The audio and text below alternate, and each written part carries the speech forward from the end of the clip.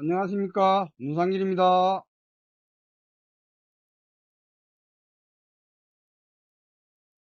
408번지 일대와 신림로에 접한 409번지 3종 일반 주거지역 편입에 대하여 연속해서 말씀드리겠습니다. 3. 소유주님의 분담금을 최소화하려면 황해열비 일대 408번지 일대 신림로에 접한 409번지 3종 일반 주거지역을 반드시 편입해야 합니다. 이들 세 지역 중에서 황해 연립 일대의 편입에 대해서는 개론의 여지가 없으므로 제외하고 앞으로 408번지 일대와 신림로에 접한 409번지 3종 일반 주거지역의 편입에 대하여 세 가지 관점에서 말씀드리겠습니다. 첫째, 재개발에서 사업성은 그 구역의 특성에 맞게 결정되는 공식과 같은 것입니다. 둘째, 재개발에서 도로는 생명줄과 같은 것입니다. 셋째, 재개발에서 도로에 편입되는 땅은 최소화해야 합니다.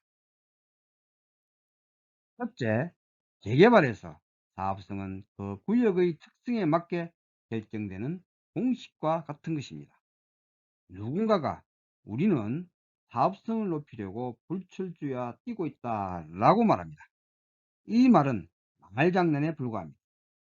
진실로 신림 5구역의 사업성을 높여 분담금을 최소화하려고 노력하고 있다면 408번지 일대와 신림로에 접한 409번지 3종 일반 주거지역을 편입해달라고 관악구청에 불철주야 요구하고 있습니다 라고 주장해야 하는 것입니다.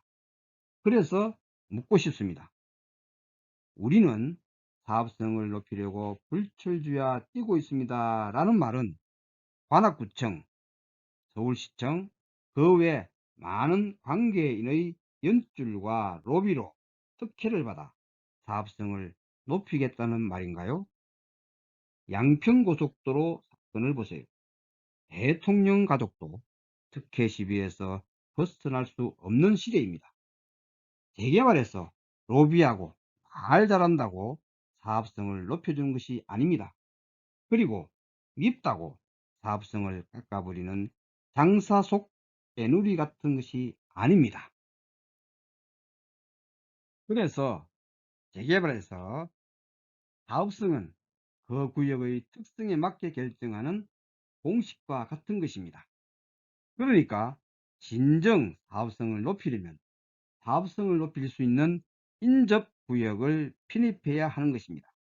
그러므로 우리는 사업성을 높일 수 있는 지역, 즉 408번지 일대와 신림로에 접한 409번지 3종 일반 주거지역을 편입해달라고 관악구청에 끈질기게 요청해야 하는 것입니다. 그런데 누군가가 408번지 일대의 편입은 절대 안 된다고 우기고 있으니 정말로 난감합니다. 둘째, 재개발에서 도로는 생명줄과 같은 것입니다. 신림 5구역은 4 내지 5천 세대의 초대형 단지입니다. 이런 아파트 단지가 넓은 도로도 없이 좁은 골목에서 갇혀 있다면 어떤 일이 벌어질까요? 교통체증이 심각해질 겁니다.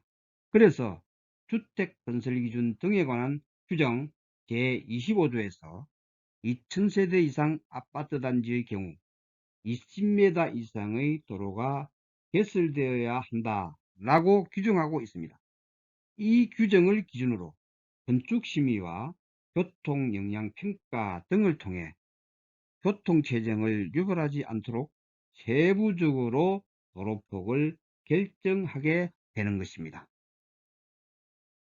현재 신림 5구역에서 외부지역으로 나가는 방법은 난곡터널을 통해 시흥동, 독산동 쪽으로 가는 방법, 신림로를 통해 서울대 쪽으로 가서 유턴하여 신림역으로 가는 방법, 408번지와 마주하고 있는 축고개를 통해 빠져나가는 방법, 서울대 쪽으로 쭉 가는 방법을 생각해 볼 수 있습니다. 이것은 신림 5구역 아파트에 사는 4 내지 5천 세대 주민이 남부순환로에 진입하려면 일단 도림천변 신림로 또는 문화교에서 난곡터널로 가는 도로에 진입해야 한다는 것입니다. 이 두 개의 도로는 매우 중요하며 특히 도림천변 신림로는 신림 5구역의 생명길과 같은 것입니다. 그런데 408번지 일대와 신림로에 접한 409번지 3종 일반 주거지역을 편입하지 않고 앞으로 4 내지 5천 세대의 아파트 단지가 만들어졌을 때 현재의 도로만으로 교통 혼잡을 막을 수 있을까요? 이러한 도로 상황을 해결하지 못하면 아마도 신림 5구역에는 엄청난 대가를 치러야 할 것으로 예상됩니다. 그러나 이러한 도로 상황을 해결할 수 있는 유일한 방법이 하나 있습니다. 양방향 통행이 가능한 다리를 이용하는 것입니다. 그 다리는 신림 2교입니다. 신림 5구역이 신림 2교와 바로 진출입로를 연결하게 되면 고개로 연결되는 것은 물론 신림역 방향도 좌회전만 받으면 가능하고 서울대 쪽으로 방향은 신호 없이 진출이 가능해집니다. 이러한 상황을 고려할 때 408번지 일대를 반드시 편입해야 하는 것입니다. 첫째, 재개발해서 도로에 편입되는 땅을 최소화해야 합니다. 신림 5구역은 도림천변 신림로를 제외하면 폭 20m 이상의 도로가 없습니다. 특히 문화교에서 난곡터널로 가는 도로는 폭이 약 15m입니다. 이 도로에 접한 2종 일반 주거지역 중 동산교회와 그 인접지역은 동산교회의 편입 요구가 있지 않으면 편입이 어렵다고 보아야 합니다. 그래서 동산교회에 대해서는 뒤에서 언급하는 편입되지 않았을 때의 회해를 참고하시기 바랍니다. 어찌되었든 도로에 편입되는 땅은 사업구역에서 제외되어 나라에 기부 체납되는 부지이기 때문에 보상도 없습니다. 즉, 그 땅은 버려지는 땅입니다. 그런데 신림로에 접한 409번지 3종 일반 주거지역은 사업성이 좋은 지역이기 때문에 그 구역이 편입되지 못하면 사업성에 치명적인 타격을 받을 것입니다. 그래서 신림로에 접한 409번지 3종 일반 주거지역을 편입하지 않으면서 사업성을 올리겠다는 말은 실효성이 없는 말입니다. 이보다 더 심각한 것은 신림로에 접한 409번지 3종 일반 주거지역이 편입되지 않으면 그 지역과 폭 5m 도로를 두고 신림 5구역에 속해 있는 409번지 2종 일반 주거지역이 있는데 아파트 단지가 조성될 때 폭 5m 도로가 폭 20m 도로로 확장되어야 합니다. 그러면 그나마 얼마 안 되는 2종 일반 주거지역을 도로에 편입시켜야 하기 때문에 전체 용적률, 즉 사업성이 크게 악화될 것입니다. 이 상황을 간단한 계산식으로 설명하겠습니다. 폭 5m 도로를 폭 20m 도로로 만들려면 2종 일반 주거지역은 위쪽으로 폭 15m를 도로에 편입해야 합니다. 그런데 폭 5m 도로의 길이가 약 340m이므로 2종 일반 주거지역이 편입되는 면적은 약 5100평방미터. 이것을 평으로 환산하면 약 1550평입니다. 1550평이면 웬만한 중형급 아파트 단지가 조성될 수 있는 면적입니다. 종 상향을 반영하지 않고 단순히 2종 일반 주거지역 1550평에는 25평형 아파트를 약 120에서 130세대를 지을 수 있는데, 그 세대가 완전히 사라지는 셈인 것입니다. 이것은 직접적 손실입니다. 시강 1조, 1조 사선의 영향으로 동간 거리가 짧아지는 점, 층수가 낮아지는 점 등 간접적 피해까지 생각하면 그 손실 규모가 엄청날 것으로 예상됩니다.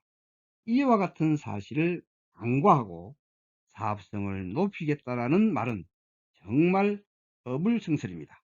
그러므로 도림천변 신림로에 접한 409번지 3종 일반 주거지역을 반드시 편입해야 하는 것입니다. 참고로 말씀드리면, 사라지는 120에서 130세대를 개인의 기회손실 분담금으로 환산해 봅시다. 25평형 일반 분양가를 10억으로 하면 총 분양금액은 1200에서 1300억이고, 평당 시공비를 800만원으로 잡으면 총 시공비는 240억에서 260억이므로 총 기회 손실금은 960억에서 1040억입니다. 조합원의 수를 3000명으로 잡으면 개인별 기회 손실 분담금은 3200에서 3500만원이 되는 겁니다. 그런데 한 가지 간과한 것이 있습니다. 신속통합계획에서는 일반적으로 종 상향을 해서 사업성을 높여줍니다. 그리고 2종 일반 주거지역에는 최고 7층까지 지을 수 있고, 3종 일반 주거지역에는 최고 35층까지 아파트를 지을 수 있습니다. 만약 종 상향하여 35층까지 지을 수 있다면 위의 손실금액의 5배를 절약할 수 있는 겁니다.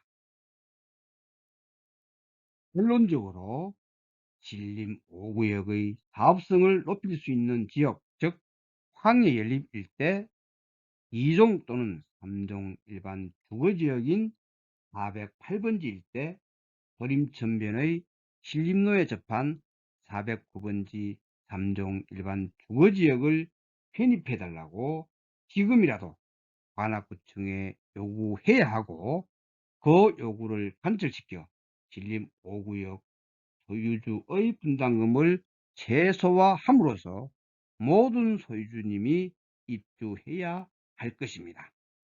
가칭 신림 5구역 재개발 추진위원회에서 말씀드렸습니다. 감사합니다.